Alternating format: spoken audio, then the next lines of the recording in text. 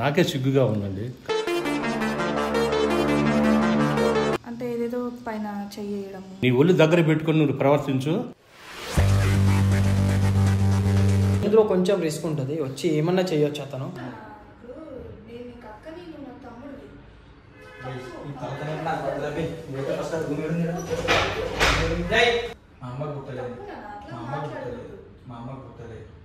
నాకు కావాల్సిన కోరిక తీర్చాలి అంతే.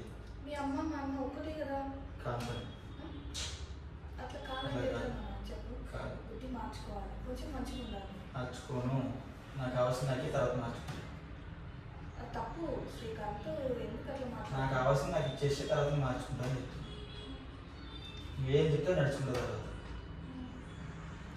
అంటే అనుకున్నది నాకు కావాలి. అది పాపం తగ్గుతుంది. పాపం ఏం తగ్గదు.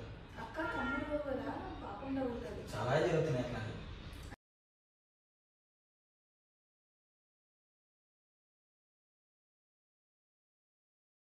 So hello guys, welcome back to Arjun blogs. Guys, ఈరోజు అయితే మన దగ్గరికి ఈ అంకల్ ఈ ఆంటీ వచ్చారు. వీళ్ళ ప్రాబ్లం చెప్పుకుందామని చెప్పేసి వచ్చారు మన దగ్గరికి. వీళ్ళ ప్రాబ్లం నాకైతే మొత్తం చెప్పేసారు. ఒకసారి వాళ్ళ మాటల్లో మీరు కూడా తెలుసుకోండి. ఈ ప్రాబ్లం నేను విన్నాక నాకు ఏమనిపించింది అంటే, నిజంగా ఇట్లా కూడా జరుగుతుందా, ఇట్లా కూడా అవుతుందా అన్నట్టు అనిపించింది. ఎందుకంటే మామూలుగా మనం చూసే ప్రాబ్లమ్స్లో చాలా మటుకు సినిమాలలోనే జరుగుతాయని అనుకుంటాము, కానీ రియల్ లైఫ్లో కూడా ఇట్లా జరుగుతున్నాయి. సో అది ఏ విధంగా జరిగింది, ఏమైంది అనేది ఒకసారి మనం వీళ్ళ మాటల్లో తెలుసుకుంటాం. ఎక్కడి నుంచి వచ్చారని? మేము బోరుబండ నుంచి వచ్చాము. ప్రాబ్లం ఏం చెప్పండి. నేను కరెంట్ ఆఫీస్లో క్లర్క్గా చేస్తానండి. ఓకే. ఆ ప్రాబ్లం అది మీకు ఎలా చెప్పాలో కూడా నాకే సిగ్గుగా ఉందండి, కానీ తప్పదు కదా, చెప్తాను. తప్పదండి. ఇప్పుడు మనకి ప్రాబ్లం సాల్వ్ కావాలంటే మనం చెప్పాల్సింది తప్పదు. ఏమున్నా కానీ సరే ఉన్నది ఉన్నట్టు నిజంగా చెప్పండి. ఏం జరిగింది, ఏమైంది అనేది మొత్తం మన ప్రేక్షకులు కూడా చూస్తారు, వాళ్ళకు కూడా తెలవాలి ఏం జరిగింది ఏంది అనేది. మొత్తం ఉన్నది ఉన్నట్టు చెప్పండి. తప్పకుండా సార్ చెప్తాను. ఓకే. మా మిస్సెస్ హౌస్ వైఫ్ అండి. ఓకే. వాళ్ళ పిన్ని కొడుకు ఉన్నాడండి. పిన్ని కొడుకు. పిన్ని కొడుకు అండి. ఓకే. వాళ్ళకి అబ్బాయికి తల్లిదండ్రులు ఎవరు లేరండి, ఇద్దరు చనిపోయారు. ఓకే. సరే ఒంటరిగా ఉంటున్నాడు కదా, మాకు పిల్లలు లేరు. ఓకే. పిల్లలు లేరు మీకు? లేరు. ఓకే.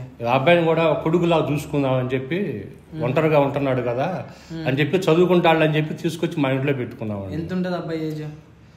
అంటే 22, 21, 24 ఉంటాయండి. 24 దాకా ఉంటాయా? 24 దాకా. అంటే నాకు వాళ్ళ అబ్బాయి కాబట్టి ఆ అమ్మాయికి తెలుసు. ఓకే. అయితే అతను తీసుకొచ్చి మా ఇంట్లో పెట్టుకున్నాం సార్. ఓకే. పెట్టుకుంటే ఏదో చదువు ఫస్ట్లో మామూలుగానే వెళ్తున్నాడు, కాలేజీకి వస్తున్నాడు, బాగానే ఉంటుంది. నేను కూడా అబ్బాయి చూసుకుంటున్నారు, అబ్బాయి మేము చూసుకుంటున్నాం. ఓకే. ఆ అబ్బాయికి కూడా ఆహారం కానీ మంచి కానీ చెప్పరు కానీ ఏ లోటు చేయొద్దు, మన కొడుకులు లేరు కదా, పిల్లలు లేరు, ఆ అబ్బాయిని ఒక కొడుకుగా చూసుకుందామని మా మిస్సెస్ చెప్తే చూసుకుందామని చెప్పి తీసుకొచ్చాము. తీసుకొచ్చాక కొంచెం బుద్ధి నచ్చట్లేదండి. అంటే ఏం చేస్తున్నాడు అంటే వేరే వేరే ఆలోచన. మీకు ఏమవుతాడు? మీకు వరుసకి ఏమవుతాడు? తమ్ముడు అవుతాడు. నాకు తమ్ముడు.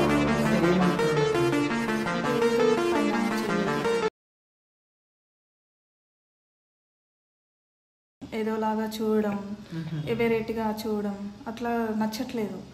అంటే లైక్ కొంచెం ఏదో విధంగా బిహేవ్ చేస్తుంది. కానీ వాళ్ళు వాళ్ళ మాటలతో చెప్పలేరు కాబట్టి మనం ఇక్కడ అర్థం చేసుకుంటే మంచిది. ఎందుకంటే వాళ్ళు కూడా చెప్పలేరు. అర్థమైంది నాకు.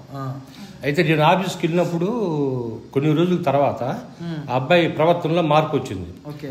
తను గమనించి నాకు చెప్తే నేను అతన్ని ఇంట్లోంచి వెళ్ళగొడతానేమో, అతను కొడతానేమో అని చెప్పి భయపడి నాకు కొన్ని రోజులు చెప్పలా. అయితే ఆ అబ్బాయి ప్రవర్తన మితిమీరింది, ఒక రేంజ్ దాటిపోయాడు ఆ అబ్బాయి. అప్పుడు నాకు ఏమండి అబ్బాయి ఇట్లా చేస్తున్నాడని నాకు చెప్పింది. చెప్తే దానికోసం అని ఆ అబ్బాయికి మీరు ఏదన్నా కౌన్సిలింగ్ ఇవ్వటమా, లేకపోతే అట్లా చెప్పినాక మీరేం చేయలేదా మరి అతనికి? మేమేం చేయలేకపోతున్నామండి. ఇప్పుడు ఒక వరుసకు చూసే తమ్ముడు, ఇక్కడ చూస్తే బామ్మర్ది వరుస కదా, ఇంకా మేమేం చేయలేక మేమేం అనలేకపోతున్నాము. మీరు ఇంతవరకు ఏం అనలేదు అతను? ఏం అనలేదు. ఒకసారి ఆ అబ్బాయిని నాకు చెప్పారండి, చెప్పింది. చెప్పినాక నేను ఇంకా అబ్బాయిని అసలు ఒకసారి మందలిద్దాం, ఏమంటాడో ఏందో మనకు ఉన్న విషయం చెప్తాను. ఒకసారి పిలిచానండి. పిలిచి ఏంట్రా ఏం చదువు వెళ్తున్నా కాలేజీకి అంటే వెళ్తున్నా అన్నాడు. ఏందిరా మరి కాలేజీ చదువు ఒకటే చేస్తున్నావు, ఇంకా నిర్వాహకం చేస్తున్నావు అని అరిచాను. అరిస్తే ఏం లేదు నేనేం చేయట్లేదు అన్నాడు. ఏదో నీ ప్రవర్తనలో తేడా ఉందిరా, నీ ఒళ్ళు దగ్గర పెట్టుకుని నువ్వు ప్రవర్తించు. అవి నేను నా నోటితో నీకు చెప్పను. నేను నీ ప్రవర్తన మార్చుకుంటావు, ఇక్కడ ఉంటావు, లేకపోతే నేను ఇంట్లో నుంచి గెంటేస్తాను అని చెప్పి ఆ అబ్బాయిని మందలించి ఒక దెబ్బ కూడా కొట్టా. అది వాస్తవమే. ఆ అబ్బాయిని కొట్టాను, మందలించాను. మందలించితే ఆవు అని చెప్పి కాసేపు తలకాయ దించుకొని పక్క వెళ్ళిపోయాడు. సరే వాడి ప్రవర్తనకి బాగానే ఉంటుందిలే అని చెప్పి ఈవిడకి ధైర్యం చెప్పి నేను నీకు ఆఫీస్కి వస్తా ఉండా. మరి ఈలోపు అప్పుడు చెప్పినప్పుడు బాగానే ఉన్నాడండి. తర్వాత మళ్ళీ ఏదేదోలాగా ఆలోచించడము, ఇంకా చూపు వేరేగా చూడడం ఇంకా నచ్చట్లేదండి. నేను వద్దు అని ఎందుకు అట్లా చేస్తున్నావు అనేది బెదిరిస్తే కూడా లేదు నేను చచ్చిపోతాను అది ఇది అని చెప్పేసి బెదిరిస్తున్నాడు. అసలు ఎందుకు అట్లా కలుగుతుందంట అసలు? అంటే ఇప్పుడు వరుసగా మీరు అక్క అవుతారు అతనికి, మీరు ఏదో పిల్లలు లేరు అని చెప్పేసి మీరు కూడా తెచ్చుకొని అతన్ని తీసుకొని వస్తుంటే అతను ఇట్లా చేయడం ఏంది?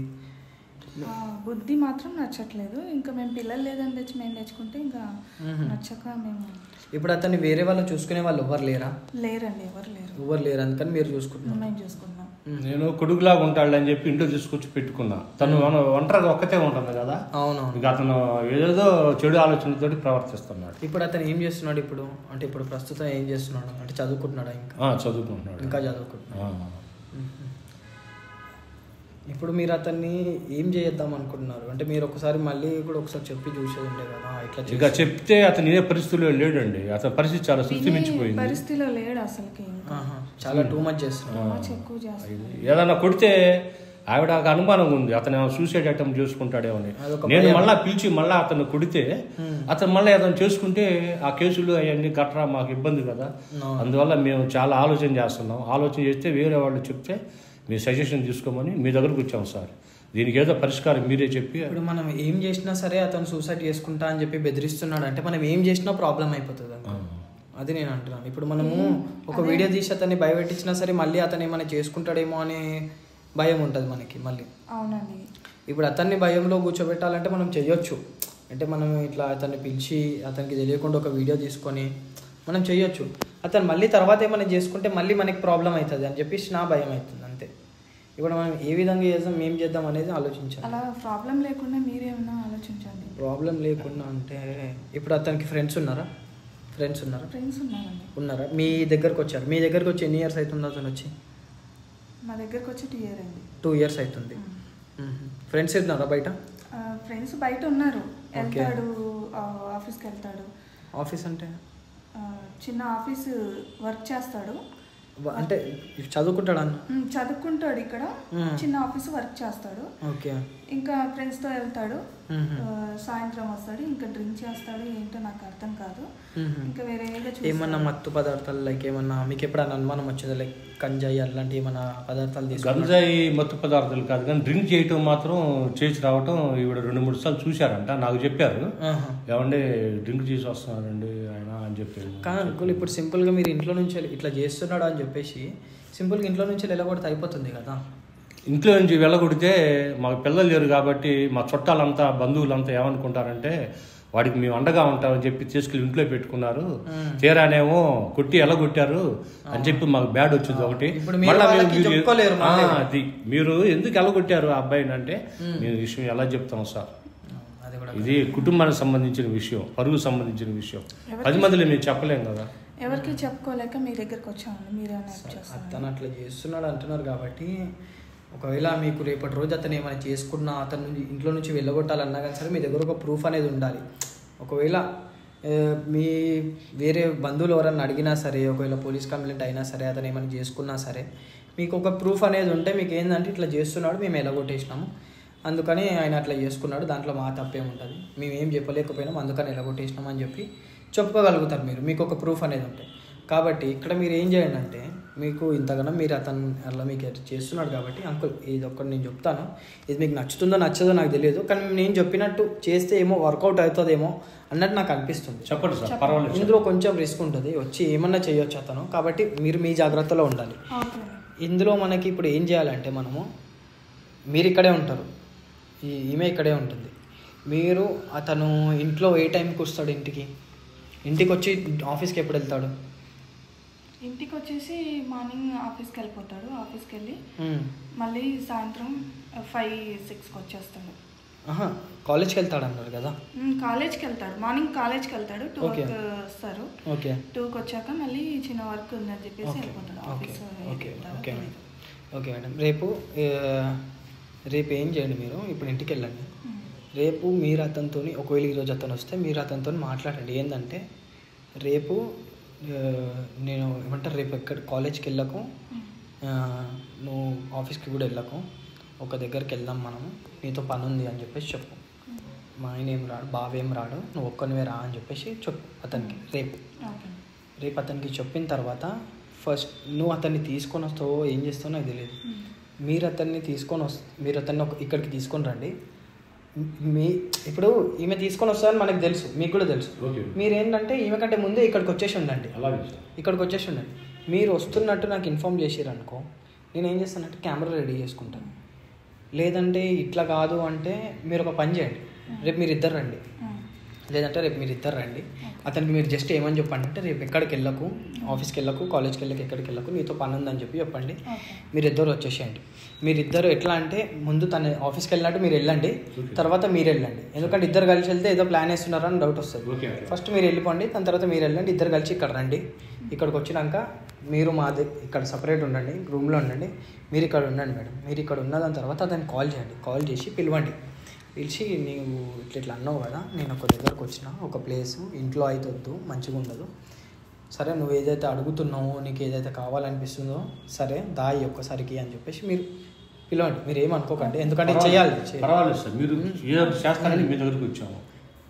ఇట్లా అతన్ని కొంచెం పిలవండి. అంటే అతను ఎట్లా అంటే నిజంగానే అతను దానికి పిలుస్తుందేమో అన్నట్టు అనుకునేలా పిలవండి. పిలిచినాక ఇక్కడికి వస్తాడు కదా, ఇక్కడికి వచ్చిన తర్వాత మనం కెమెరా పెడతాం. కెమెరా పెట్టిన తర్వాత అతని దగ్గర నుంచి మీరు ఎంతవరకు ఇన్ఫర్మేషన్ గుంజాలనుకుంటున్నారో అంతవరకు గుంజండి. ఎందుకు ఇట్లా చేయాలనుకుంటున్నావు, నీకు ఎందుకు అసలు ఇట్లా అనిపిస్తుంది, బావ కూడా కోప్పడుతున్నాడు, నువ్వు అసలు ఇట్లా చేయడం తప్పేనా, ఇట్లా చేయడం కరెక్టేనా, అది అని చెప్పేసి అతన్ని మాట్లాడండి. అతను ఎంతవరకు ఇన్ఫర్మేషన్ మనకంతా బయటకు వచ్చేంత వరకు మాట్లాడండి. అతని ఇక్కడికి వచ్చి ఏమైనా మిస్బిహేవ్ చేస్తే దాన్ని మీరు డిఫెండ్ చేసుకోండి. అంటే లైక్ ఇంకా వచ్చే ఏమైనా మిస్బిహేవ్, ఇక్కడ ఎవరు లేరు అని చెప్పి పిలిచినావు కదా, అది అని చెప్పేసి ఏమైనా మిస్బిహేవ్ చేస్తే కనుక మీరు అసలు ఏం జరగనివ్వకండి. అంతవరకు అయ్యేదాకా మేము చూసుకోము. అప్పటి వరకు అంకుల్ ఈ రూమ్లో ఉంటాను, నేను వేరే రూమ్లో ఉంటాను, మనకి కెమెరాలో పెట్టిందంతా రికార్డ్ అవుతుంది. దాన్ని పెట్టుకున్నాం అనుకో, మనకు ఒక ప్రూఫ్ అనేది ఉంటుంది. రేపటి రోజు ఆయన ఏం చేసినా, ఏం చేసుకున్నా, ఒకవేళ పోలీసు వాళ్ళకి ఇవ్వాలన్నా, మీ బంధువులకు చూపించుకోవాలన్నా మీకు ఒక ప్రూఫ్ ఉంటుంది, ఒకవేళ ఏమైనా పెద్దగా అయితే.